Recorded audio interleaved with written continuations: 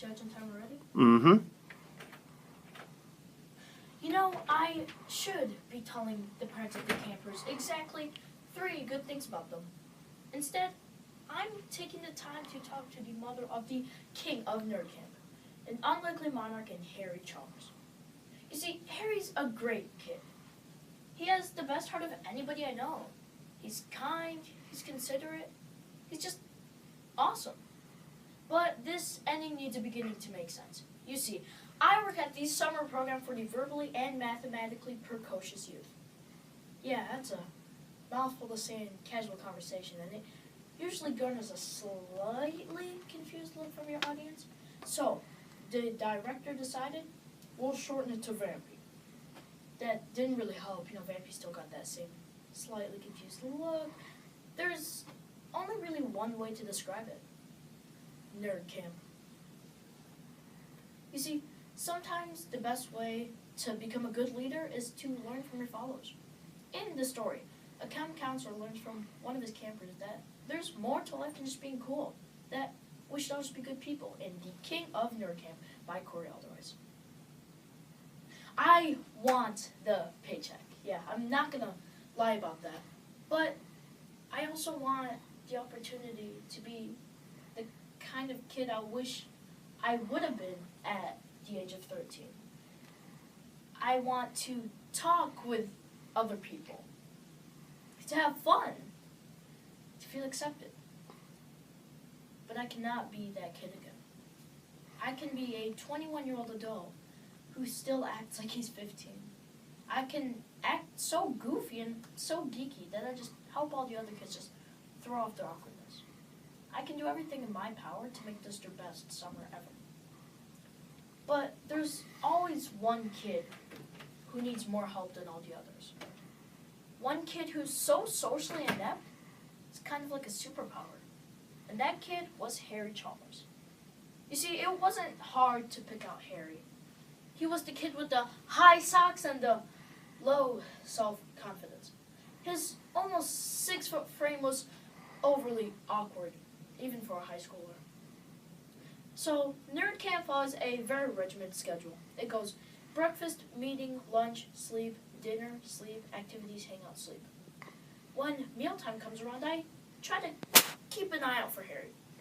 When I find him, he slowly files his way through the line and takes his lunch to a 2-person table by a window to enjoy a quiet and peaceful meal. He's alone for all of the 15 seconds until I go over to him. Hiya, Harry. How are things going? They're good. Classes are good. We talked for 20 minutes. Nothing big, just small casual talk. And then I realized how genuine this kid really is.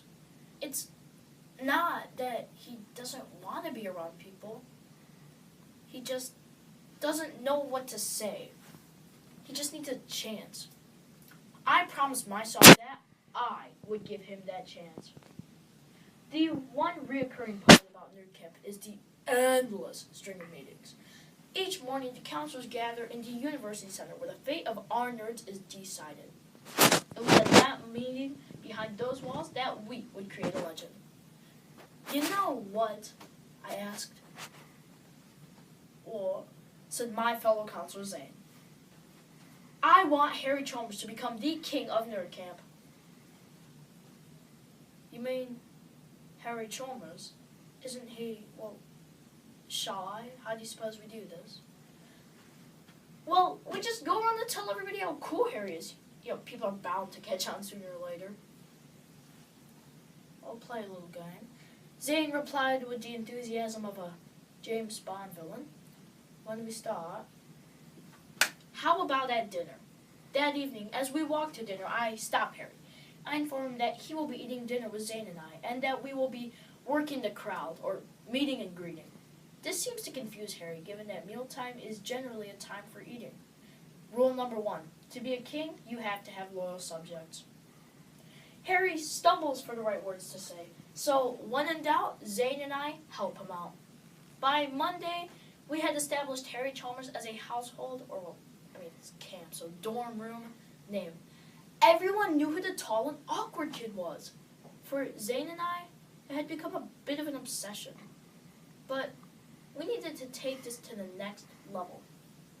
When would we have the attention of the entire camp? Then it hit me, the talent show. One of the best parts about Nerd Camp is the talent show. Every year, students compete for the spots as one of the 4 MCs and take the position very seriously. Now, wouldn't you be thinking, isn't this unfair given that all the counselors have a Harry Chalmers complex? Exactly. This was a justified abuse of power. 5 minutes into the meeting, Harry Chalmers had been the first unanimously selected MC. The next 9 hours were, well, one of the craziest of my life, because I kept on thinking of so many ways to tell him. Then I decided the straightest path is just right through the mud. While Zane and I were relaxing under the shade tree, Harry passed by, and I shouted, "Hey, yo, Harry, pull up some grass." He came over and sat down with his overstuffed backpack. Hey, guys. You're an MC! I could not hold it in any longer. Sure. I mean, I'm not sure I want to do it. This came as a total shock to me. Sorry, did I hear you right? I'm not sure I'll be good at it. You're Harry freaking Chalmers! You're the king of freaking Nerd Camp! You'll be great. This was supposed to be the pinnacle of the Harry Chalmers experience. This was supposed to be his moment to shine. But it could all fall apart with one word. No. Thank goodness that wasn't the final answer.